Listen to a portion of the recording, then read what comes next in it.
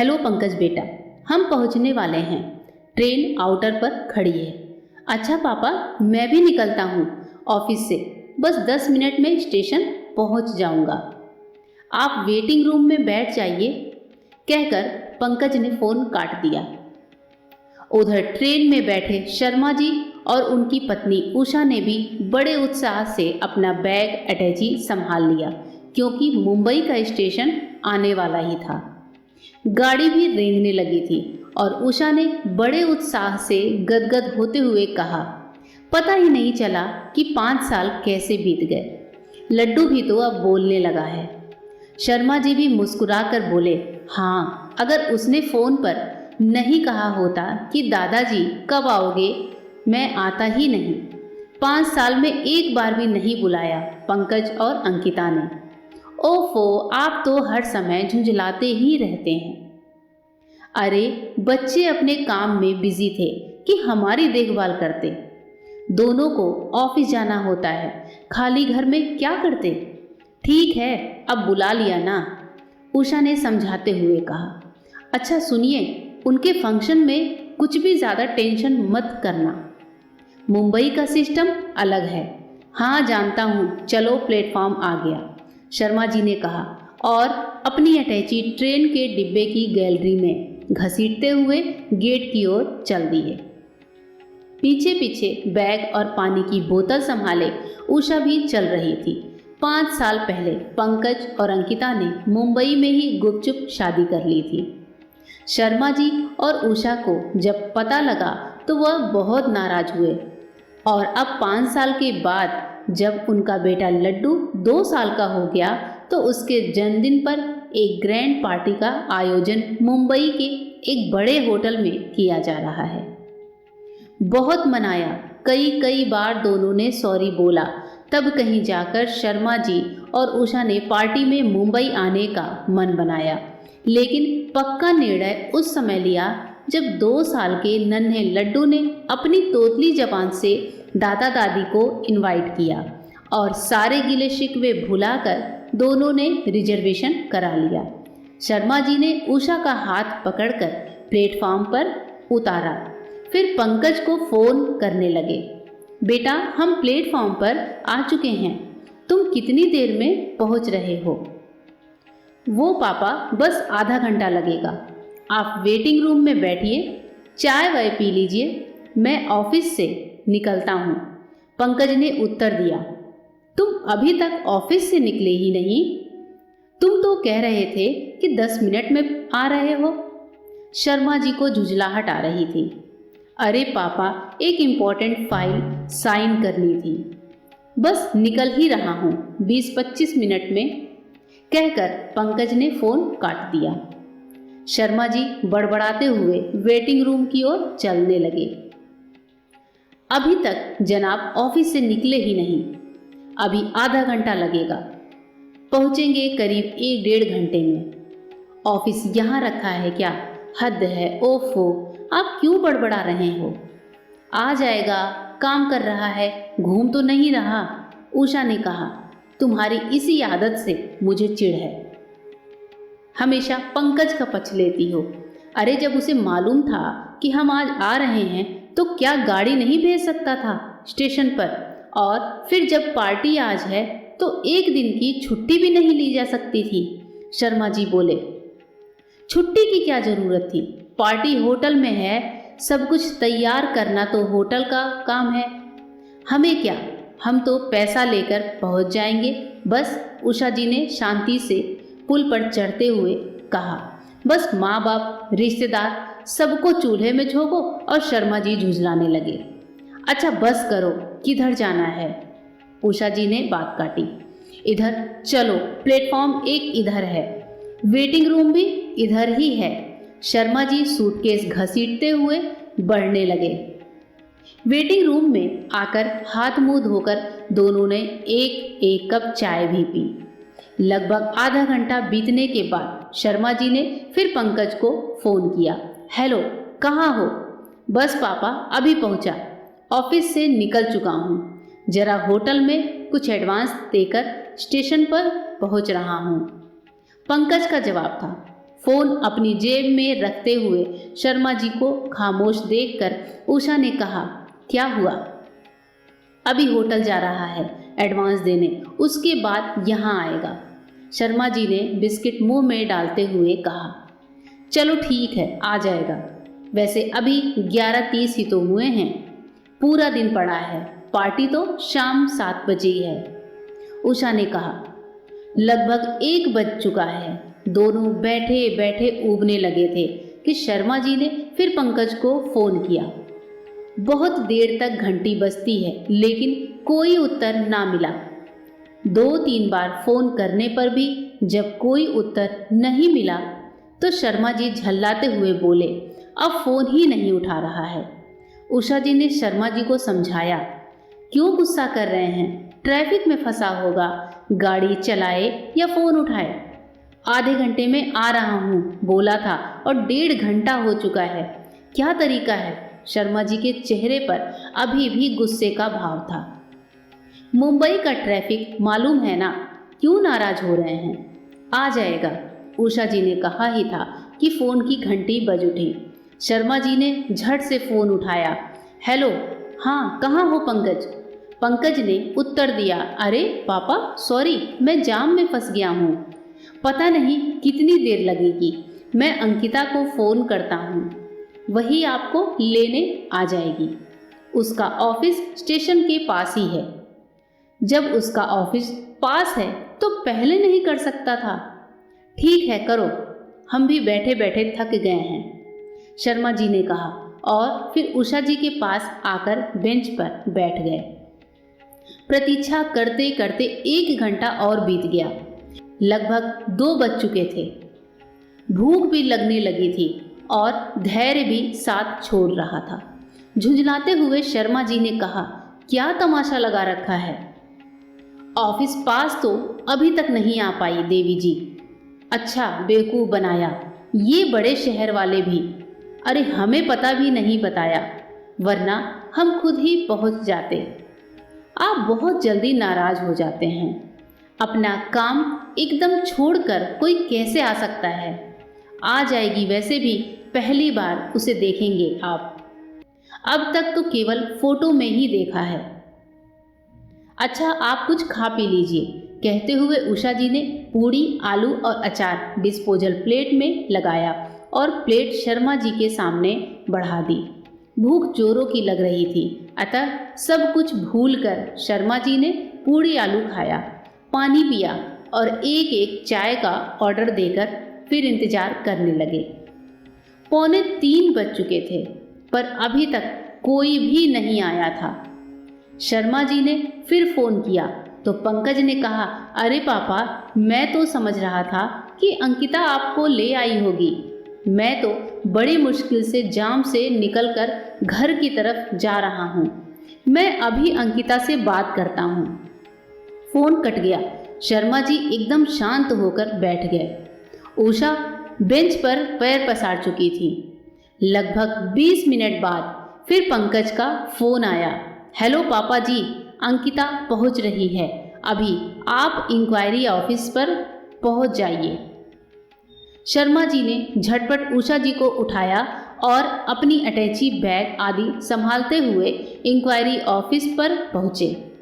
लगभग आधा घंटा तक खड़े खड़े थकने के बाद पास ही पड़ी बेंच पर बैठ गए और घड़ी देखते हुए बोले, लो 3:30 बज गया और अभी तक हमारी सुध नहीं आई इन लोगों को। तुम्हें क्या हुआ? Are you okay Usha? Usha जी के चेहरे की ओर देखकर शर्मा जी बोले, पता नहीं क्यों एकदम से पेट और सिर में दर्द होने लगा। उषा जी ने दर्द के कारण मुंह बिगाड़ते हुए कहा, अच्छा चलो वेटिंग रूम में चले, वहीं लेट जाना, जब अंकिता आ जाएगी तो यहीं बुला लूँगा। अरे उसका नंबर तो पूछा ही नहीं, पंकज से शर्मा जी ने कहा और दोनों वेटिंग रूम लौट गए और उषा जी को बेंच पर लेटाना चाहा, लेकिन तब तक कोई अन्य यात्री आकर बैठ चुके थे। अतः केवल बैठने का ही स्थान शेष था जिस पर उषा जी बैठ गईं। शर्मा जी ने अंकिता का फ़ोन नंबर पूछने के लिए पंकज को कई बार फ़ोन लगाया लेकिन फ़ोन नॉट रीचेबल बताता रहा। थक कर वह भी एक कोने में जा बैठ गए। शाम के 4:30 बज चुके थे। उषा जी के चेहरे से पता लग रहा था कि उनकी तकलीफ बढ़ रही है। अब शर्मा जी परेशान हो रहे थे। एक बार फिर पंकज को फ़ोन मिलाया। हेलो बेटा, तुम्हारी माँ की तबीयत खराब हो रही है, जल्दी आओ। आप कौन बोल रहे हैं? एक नारी स्वर ने फ़ोन पर प्रश्न पूछा। बेटा, मैं पंकज का पापा बोल रहा हूँ। तुम अंकिता हो ना? यस, मैं अंकिता बोल रही हूँ, पर मैं आपको नहीं जानती। और ये पंकज कौन है? Sorry, wrong number. Phone cut गया। शर्मा जी हैरान व परेशान थे। अभी थोड़ी देर पहले तक तो पंकज के नंबर पर उससे बात हो रही थी। अब अचानक ये रॉन्ग नंबर कैसे हो गया? उनके चेहरे पर उदासी और परेशानी के भाव साफ झलक रहे थे। उषा जी भी अभी तक कराहने की स्थिति में आ चुकी थी। उन्हें धैर्य बताकर कुछ दवाइयाँ लेने वह स्टेशन के बाहर निकल आए। यहाँ वहाँ देखा, कोई मेडिकल स्टोर नज़र नहीं आया।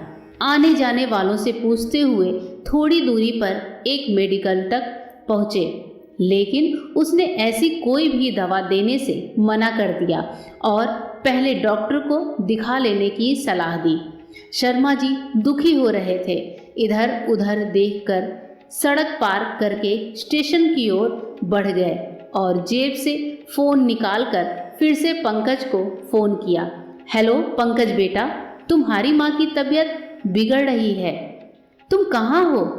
उनकी बात पूरी भी नहीं हो पाई थी कि सॉरी रॉन्ग नंबर सुनकर वह चुप हो गए। रुआसा चेहरा लिए वह स्टेशन पर वेटिंग रूम में लौट आए। उषा जी अभी तक कराह रही थी। शर्मा जी को देखकर पूछने लगी कि कितनी देर में आएगा पंकज। शर्मा जी ने कुछ नहीं कहा, बस प्रश्न किया, बहुत दर्द है? हाँ में सिर हिलाने के बाद उषा जी ने फिर पूछा, कितनी देर? चलो बाहर किसी डॉक्टर को दिखा दूँ, पता नहीं क्या हो गया। अचानक उषा जी की बात काटते हुए शर्मा जी उन्हें उठाने लगे। अरे पंकज कब आएगा? आप कहाँ परेशान हो रहे हैं? पंकज को आने दीजिए, वही दिखा देगा, उषा जी ने कहा। शर्मा जी ने उषा जी से बिना नजरें मिलाए कहा, पता नहीं कब आएगा और तुम कब तक दर्द से सहती रहोगी। चलो बाहर कोई ना कोई डॉक्टर मिल ही जाएगा। उषा जी ने चलने को खड़ी हुई और लड़खड़ाकर फिर बैठ गईं। नहीं चला जा रहा है, लगता है पैरों में जान ही नहीं रही। अरे हिम्मत तो करो, आओ मैं पकड़ लेता हूँ, शर्मा जी ने कहा। नहीं, रहने दो, मुझे लेटा दो। बस उषा जी ने आंखें बंद कर ली और बस बेंच पर ही लुढ़कने लगी। शर्मा जी बहुत विचलित हो गए। जैसे तैसे उषा जी को लेटाकर फिर फ़ोन निकाला और ना चाहते हुए भी नंबर मिलाया, लेकिन नॉट रीचेबल ही सुनते रहे। लाचार मजबूर शर्मा जी की आंखें उषा जी के दर्द में डूबे चेहरे पर पड़ते ही भर आईं। उनकी इस हालत को वेटिंग रूम का सहायक बहुत देर से देख रहा था। वह रुमाल से अपनी आंखें पोंछ ही रहे थे कि वह उनके पास आकर बोला, क्या हुआ अंकल, कोई परेशानी? शर्मा जी ने गीली आंख लिए भर्राए गले से सारा हाल कह सुनाया। सहायक बोला, अरे अंकल, आप किस चक्कर में पड़े हैं? यह मुंबई है, आपका बेटा और बहू कोई आपको लेने आने वाला नहीं है। आप मेरी सलाह मानो, पहले आंटी को डॉक्टर को दिखाओ, फिर गाड़ी में बैठकर वापस घर चले जाओ। ये मुंबई जितनी बड़ी है, यहाँ के लोगों के दिल उतने ही छोटे हैं। रुकिए, मैं अभी डॉक्टर को बुला कर लाता हूँ। सहायक चला गया। शर्मा जी उसकी बातों को याद करके सोचते हुए उषा जी के चेहरे को देखते रहे। लगभग 10 मिनट बाद वह सहायक डॉक्टर को साथ लेकर लौटा। डॉक्टर ने चेकअप किया और कुछ दवाइयाँ लिखकर शर्मा जी को पर्चा पकड़ा दिया। शर्मा जी ने डॉक्टर से फीस पूछी, लेकिन डॉक्टर ने यह कहकर मना कर दिया कि आप मेरे पिता की तरह हैं, आपसे कैसी फीस? आप जल्दी मेरे साथ चलकर दवाइयाँ ले लीजिए। मेरी मेडिकल स्टोर भी यहीं पास में है।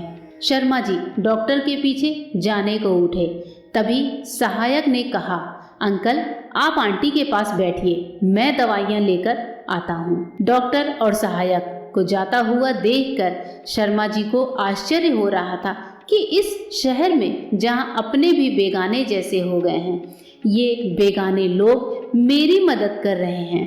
शर्मा जी उषा जी के पास बैठ गए। लगभग 15-20 मिनट के बाद सहायक लौटा और उसने दवाइयाँ शर्मा जी को दे दी। शर्मा जी ने उषा जी को उठाया और दवाइयाँ दी। सहायक अभी तक पास में खड़ा था। उसने शर्मा जी से कहा, अंकल आप बरेली से आए हैं ना? हाँ, आज सुबह ही तो शर्मा जी अपनी बात पूरी नहीं कर पाए।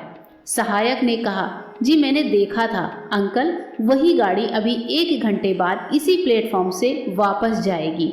यदि आप मेरी सलाह माने तो वापस चले जाइए, क्योंकि आपको लेने यहाँ कोई नहीं आएगा। अभी 4 दिन पहले आपकी ही तरह एक अंकल आंटी पंजाब से आए थे। इसी वेटिंग रूम में 2 दिनों तक अपने बेटे का इंतजार करते रहे, लेकिन वो नहीं आया और अंत में उन्हें भी वापस जाना पड़ा। वैसे यदि आप चाहें तो मुझे अपने बेटे का पता दीजिए, मैं आपको आपके बेटे के पास पहुंचा दूंगा। सहायक ये बात पूरी नहीं कर पाया था कि शर्मा जी ने जेब से 500 रुपये का नोट निकालकर उसकी ओर बढ़ाया और कहा, लो बेटा दवाई के पैसे ले लेना और हम दोनों का वापसी का टिकट भी ले आना। नोट लेकर सहायक चला गया। उषा जी को भी दवाई से आराम मिलने लगा था। बरेली की ओर वापस जाने वाली ट्रेन भी प्लेटफॉर्म पर लग रही थी। टिकट लाकर और ट्रेन में आराम से बैठकर सहायक ने कुछ बिस्किट, नमकीन, जूस के पैकेट और फल उषा जी को दे दी और उनके पास बैठकर अपने परिवार के बातें करने लगा। गाड़ी का सिग्नल हो चुका था। सहायक ने दोनों को उनकी यात्रा के लिए शुभकामनाएं दी और उनके पैर छूकर वहां से चला गया। गाड़ी भी प्लेटफॉर्म से धीरे धीरे आगे बढ़ने लगी कि तभी फोन की घंटी सुनकर शर्मा जी ने अपना फोन उठा लिया। हेलो पापा, कहाँ हैं अब? पंकज फोन पर पूछ रहा था। सॉरी, रॉन्ग नंबर, कहकर शर्मा जी ने फोन बंद कर दिया और खिड़की से बाहर तेजी से पास होते हुए स्टेशन को देखने लगे। तो दोस्तों, इस कहानी को लेकर आपकी क्या राय है नीचे कमेंट करके ज़रूर बताइएगा।